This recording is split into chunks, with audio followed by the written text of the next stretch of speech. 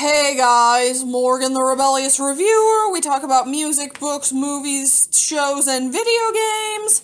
And today, I'm going to be reviewing the newest album from Vale-Smith, titled Coruscate.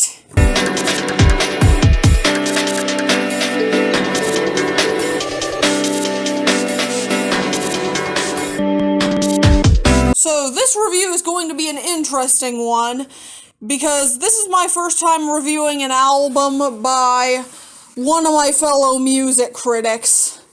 In fact, this guy actually follows me on Twitter, and his name on YouTube is BuffaloStaple, for those of you who don't know. I'll link his channel in the description. Now, despite being a huge fan of BuffaloStaple, I never really got into his music all that much until I decided to check it out after a couple of reviewers by the name of The Wonky Angle and Not Real Music said that this album was great.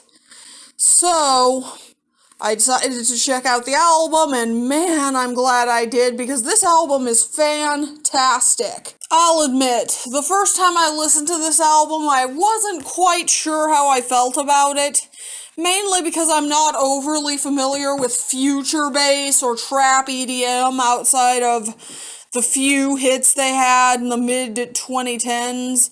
So hearing something this experimental definitely caught me off guard, considering I'm used to Flume and the Harlem Shake being the main songs in these respective genres. After a few listens, however, I could not deny how much I loved this. My favorite song on here is probably Know Me, because of the catchy as hell vocal sample.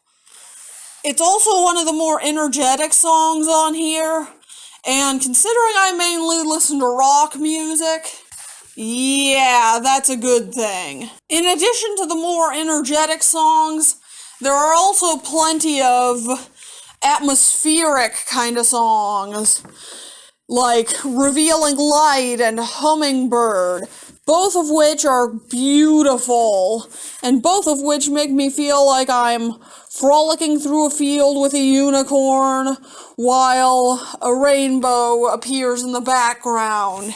The song Setting Sun has a similar effect, although in a slightly different way. It's a little more bouncy and playful than the other two songs I mentioned, though it's still quite soothing. In fact, soothing would be a good way to describe a lot of these tracks. Even the aspects that shouldn't be soothing kind of are, including the kind of abrasive bass lines, the trap percussion, and even the high-pitched vocal samples on Know Me and even Tethered to Us.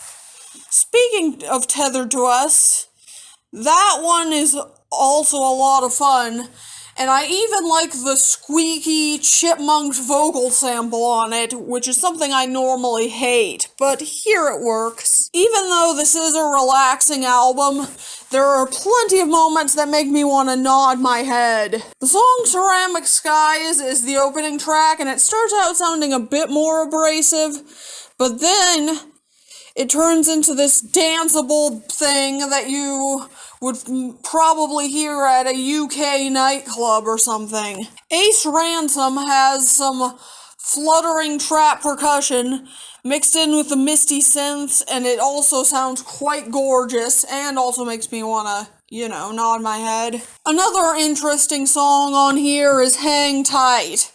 Ever since Not Real Music said that this sounded like a modern-day detective show theme song, I cannot get the image of the original Sherlock Holmes solving crimes while this song plays in the background out of my head. I don't know why I have that in my head, but it does make me like the song even more. Other favorites of mine include Veracity in the Warehouse, which has some of the most interesting percussion I've ever heard.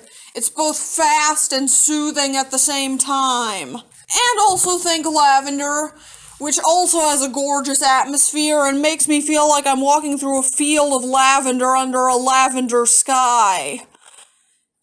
Appropriate title, in other words. However, what really makes this song for me is the weird breakdown in the middle that sounds like bubbles popping. In fact, a lot of these songs have weird instrumental switch-ups and have a lot of ideas packed into them at once. To me, it seems pretty cool because I'm a progressive rock fan and I'm used to it. But I imagine that this could be a bit overwhelming for someone who's not as used to experimental music. Despite my praise of this album, I do have a few criticisms of it. For one thing, the song A Passage should have been a full song instead of just a passage. It sounds really nice. There are also a few songs I don't care for as much. Give Your Best, for just an example, sounds good, but it doesn't have quite as interesting of a melody as the others. And the same applies to the next song, Everything, which is probably the blandest track here. Other songs that fall into this category include Underthoughts, which isn't very interesting by this album's standards, and the song Looper, which has some pretty interesting percussion, but the melody isn't that great. Also, apparently Vale-Smith himself agrees that this is the worst song on the album, so there's that. Despite these mild blemishes, however, I'd still argue that this is a great album.